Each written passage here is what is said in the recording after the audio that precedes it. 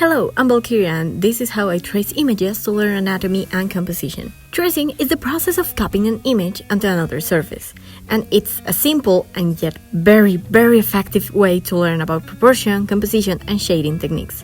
Here you can see I just use it for proportion, anatomy, and composition because I really like the way this photo was composed. When tracing, the goal is not to create a perfect copy.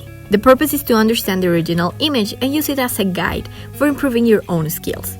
I don't like to trace every detail of my base image. I usually simplify figures and understand how the artist composed the original image and the anatomy behind.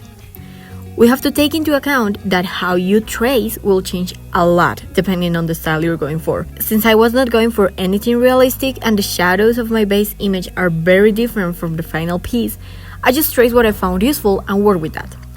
Sometimes I just use a reference without tracing, but there are days when I'm tired. And using these techniques makes way easier the post breakdown. It's not cheating, it's using everything we can to create a piece we like. Tracing has been used for centuries to learn, and as long as you don't copy someone else's art and claim it as your own, trace. You'll see a big improvement and eventually you'll be able to draw without tracing anymore. Another strategy that I use to learn anatomy and proportion, that's a mix between tracing and simplifying. It's to make a mesh over a photo of a person and then draw the mesh without tracing it.